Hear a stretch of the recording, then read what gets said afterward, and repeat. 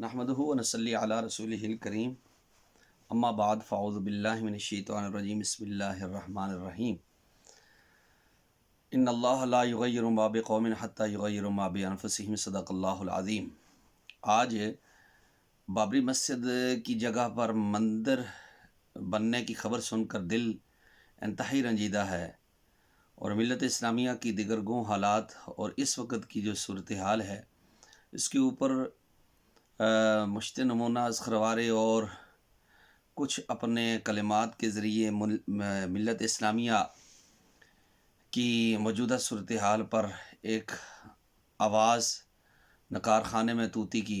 اس کے مثل چند گزارشات پیش خدمت ہیں۔ گرامی مرتبہ احباب، یہ بابری مسجد کا سانحہ 90 کی دہائی میں جب ہوا، بابری مسجد تاریخی مسجد ظہیر الدین بابر مسلمان جرنیل اور مغل فرمانروا نے اسلام کی اس عظیم مسجد کو، شعار کو بنایا، تعمیر کیا، اور پھر اس انتہا پسند ہندو تنظیم نے، بلوائیوں نے بابری مسجد کو گرا دیا، اور جس پر پشت پناہی اس وقت کی حکومت کر رہی تھی، اور آج بھی پشت پناہی بی جے پی کی یہ حکومت، ان کی پشت پناہی میں یہ کام ہوا کہ بابری مسجد کی جگہ مندر تعمیر کر دیا گیا اور مسلمانوں کے شعار کو ملیہ میٹ کر دیا گیا۔ آئے دن وہاں پر فسادات ہو رہے ہیں، اور وہاں کے مسلمان بھی آپس میں انتشار کا شکار ہیں۔ ادھر دیکھیے تو یہاں بھی جو محراب و منبر کی صدا ہے، بجائے اس پازیٹیو گفتگو کے، بجائے اس وقت جو فلسطین میں ہو رہا ہے اور جو کچھ ہندوستان میں بابری مسجد کو گرا کر مندر جو بنایا گیا، اس سلسلے میں جو ہو رہا ہے، اس کی بجائے ہمارے علماء مسئلہ خطا کے اوپر مناظرے کے پیچھے پڑے ہوئے ہیں۔ عرض یہ ہے کہ اسلامی ممالک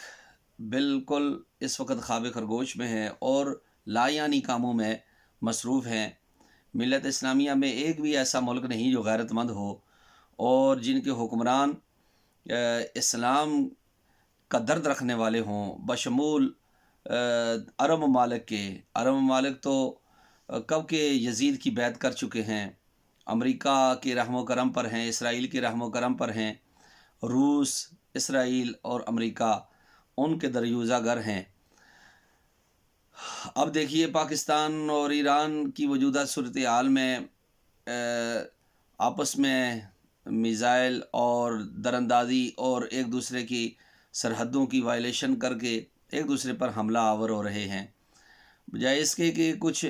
جرأت کا اقدام ان غزہ کے نہتے مسلمانوں کی مدد کے لیے کیا جاتا اور اسرائیل کے خلاف کیا جاتا۔ ایک دوسرے کے خلاف دست و گریباں ہو رہے ہیں اور ایک دوسرے کے خلاف شدت دکھائی جا رہی ہے۔ جب کارٹون بنائے گئے، خاکے بنائے گئے نبی پاک صلی اللہ علیہ وسلم کے، تو فرانس کے سفیر کو تو نہ برطرف کیا گیا، لیکن اب فوراً سفیر کو بلا لیا گیا اور ہٹا دیا، یہاں سے بھیج دیا گیا۔ یہ جو صورتحال ہے، اس صورتحال میں دل گڑتا ہے کہ اس وقت اسلام کی اس مسجد کی جگہ پر مندر تعمیر کرنا، یہ اسلام کے اوپر بہت بڑا حملہ ہے۔ تقسیم سے پہلے دلی کی، آج بھی دلی کا ریلوے اسٹیشن وہ بتا رہا ہے، وہاں پر ایک چھوٹی سی مسجد ہے۔ کہتے ہیں کہ جس وقت ٹریک بچھا رہے تھے تو آگے وہ مسجد آئی، تو اس ٹریک کے سیدھا رکھنے کے لیے اس مسجد کو گرانا چاہتے تھے انگریز، تو اس وقت مسلمان اس مسجد کے سامنے آ کر نہتے لیٹ گئے، اور وہ کھلے آسمان کے نیچے راتوں کو بصیرہ کرنے لگے، اور خصوصاً ان میں مولانا محمد علی جوہر، مولانا ظفر علی خان، یہ بڑے بڑے جو لیڈر تھے، انہوں نے آ کر کہا کہ ہم مسجد کو نہیں گرانے دیں گے۔ چنانچہ آج بھی وہ مسجد جو ہے وہ وہاں پر موجود ہے، جو اس بات کا اعلان کر رہی ہے کہ وہ غیرت مند مسلمان تھے جنہوں نے اس کو گرانے نہیں دیا۔ یہ اگرچہ تاریخ میں یہ سلسلہ چلتا رہا ہے ظہیر الدین بابر کی بنائی ہوئی اس عظیم الشان تاریخی مسجد کے بارے میں، کہ ہندو کہتے رہے کہ یہ مندر کی جگہ تھی جس کو گرا کر مسجد بنائی گئی، تو بعد میں جب تحقیق کی گئی تو وہاں پر کوئی مندر کے آثار وغیرہ نہ نکلے، وہ مسجد ہی تھی۔ لیکن چونکہ ہے جرم ضعیفی کی سزا مرگ مفاجات اقبال نے کہا تھا، تو اب انہوں نے زبردستی وہاں پر مندر بنا دیا ہے اور وہاں پوجا پاٹ ہو رہی ہے، جہاں صدیاں پہلے مسجد بنائی گئی اور صدیوں اذان کی آواز گونجتی رہی، اللہ اکبر کی صدا گونجتی رہی، وہاں آج مسلمانوں کے اپنی غلطیوں کی وجہ سے اور مسلمانوں کے خواب غفلت میں ہونے کی وجہ سے آج یہ حال ہمارے اوپر آیا ہے کہ مسجد کو گرا کر وہاں مندر بنا دیا گیا اور وہاں گھنٹیاں بجنے لگ پڑیں۔ یہی جو ہے نا علم کی داستاں اسپین میں ہوئی، اندلس میں ہوئی، غرناطہ میں ہوئی، کرتبہ میں ہوئی، یہی علم کی داستاں رقم کی گئی ہے ہندوستان کے اندر۔ اور جس طرح سے ترکی کے اندر آیا صوفیہ کو، وہ مسجد جو تاریخی تھی، اس کو چرچ بنا دیا گیا تھا، وہی کام اب یہاں پر ہوا ہے۔ لیکن انشاءاللہ تعالی شب گریزاں ہوگی آخر جلوہ خورشید سے۔ قلندر لاہور علامہ اقبال نے کہا تھا شب گریزاں ہوگی آخر جلوہ خورشید سے، یہ جہاں معمور ہوگا نغمہ توحید سے، اور انہی غم کی گھٹاؤں سے خوشی کا چاند نکلے گا، اندھیری رات کے پردے میں دن کی روشنی بھی ہے۔ ضرورت اس امر کی ہے کہ ملت اسلامیہ کے حکمران غیرت کے ناخن لیں، ہوش کے ناخن لیں، اور جو محراب و منبر کے وارث ہیں وہ بھی ان موضوعات کی جانب آئیں اور یہ لا یعنی جو موضوعات ہیں سے اجتناب کریں۔ ہندوستان کے اندر بھی جو جھگڑے چل رہے ہیں وہ عجیب قسم کے چل رہے ہیں، گدیوں کے اوپر چل رہے ہیں، یا وہاں پر اپنے سیاسی جو مناقشت چل رہی ہے وہ بھی عجیب طرح کی ہے۔ اسی طرح پاکستان میں سیاسی کھینچا تانی بھی ہو رہی ہے، اور مذہبی جو اس وقت جو رنگ چل رہا ہے وہ عجیب ہے۔ جس وقت ہلاکو خان نے بغداد پر حملہ کیا تو وہاں اس وقت محققین اس پر بحث کر رہے تھے کہ سوئی کے ناکے سے کتنے فرشتے ایک لمحے میں گزرتے ہیں۔ یہ لا یعنی بحث تھی، اس میں سے کوئی ملت اسلامیہ کو فائدہ ہونے والا نہیں تھا۔ خطائے اجتہادی کے اوپر مناظرے کرنا اور اس کے اوپر آ کر بحث کرنا، یہ بھی لا یعنی بحث ہے، اس سے ملت اسلامیہ کو کوئی فائدہ ہونے والا نہیں ہے۔ قطعی مسائل سے ہٹ کر ضمنی مسائل کے اوپر جو اس وقت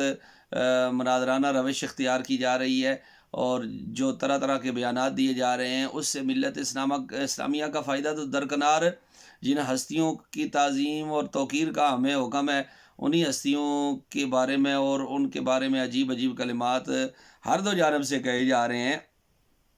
جو بہت محب بن رہے ہیں وہ بھی ان موضوعوں کو اچھال کر کون سی خدمت کر رہے ہوں ان ہستیوں کی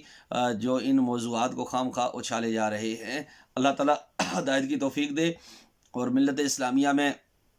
اللہ تعالیٰ کوئی ہمیں حسین جیسا عطا فرمائے۔ اقبال نے کہا تھا کہ قافلہ حجاز میں ایک حسین بھی نہیں، گرچہ ہے تابدار ابھی گیس ہوئے دجلہ و فرات۔ اللہ تعالیٰ اسلام کو بقا عطا فرمائے،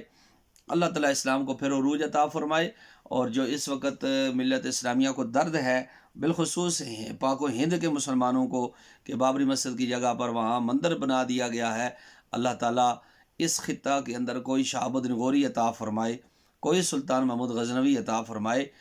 جس نے سومنات کے مندر کو توڑا تھا، بتوں کو توڑا تھا۔ سومنات کے اوپر جب اس نے حملہ کیا تو 17ویں حملے میں حضرت ابو الحسن خرقانی کے جبے کے توسل سے جب اس کو فتح ہوئی تو تمام ہندو راجے مہاراجے اکٹھے ہو کر آگے تھے، اور انہوں نے کہا تھا اس سب سے ہندوستان کی سب سے زیادہ دولت اس مندر میں ہے، سومنات میں، وہ لے کر چلے جاؤ اور ہمارے اس بت کو کچھ نہ کہنا۔ تو اس نے بڑا توحید پر مبنی جواب دیا تھا سلطان محمود غزنوی نے کہ میں یہ دولت لے کے چلا جاؤں اور میں لالچ کروں، طمع کروں، تو کل لوگ مجھے بت فروش کے نام سے یاد کریں گے۔ سلطان محمود غزنوی کو لوگ ناصر الدین کہتے ہیں اور بت شکن کے نام سے یاد کرتے ہیں۔ چنانچہ اس نے سومنات کے ٹکڑے کی اور پاش کیا تھا۔ اگرچہ بت ہیں جماعت کی آستینوں میں، مجھے ہے حکم اذاں لا الہ الا اللہ۔ یہ دور پھر اپنے براہیم کی تلاش میں ہے، صنم کدا ہے جہاں لا الہ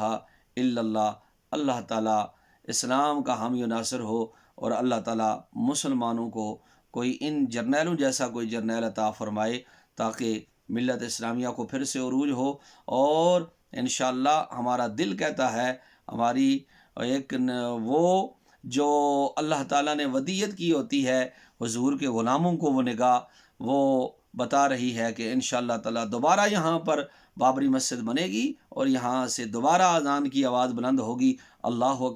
اکبر کی صدا انشاءاللہ تعالیٰ پھر سے یہاں پر بلند ہوگی۔ آپ سب کا اللہ تعالیٰ حامی و ناصر ہو، اور اللہ تعالیٰ عالم اسلام کو بیداری عطا فرمائے۔